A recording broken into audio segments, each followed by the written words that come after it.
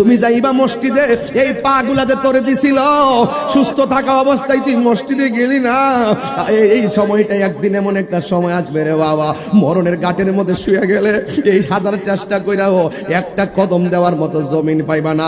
মরণের ঘাটে হইরা গেলে এই জবান দিয়ে আল্লাহর নামটা ডাক দিবা, একটা ডাক দেওয়ার সময় পাইবা না। মরণের ডাকটা ময়রা দিলে এই কানটা দিয়া আল্লাহ ডাক শুনবা,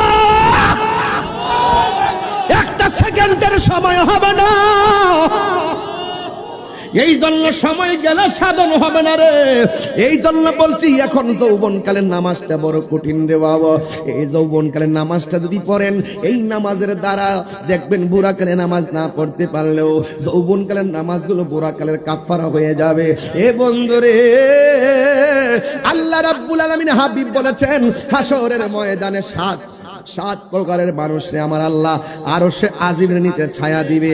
এর মধ্যে এক প্রকার হলো যৌবনে যার ইবাদত বেশি। জোরে জোরে কি আল্লাহু আকবার বলা যাবে না? আর চিৎকার মারা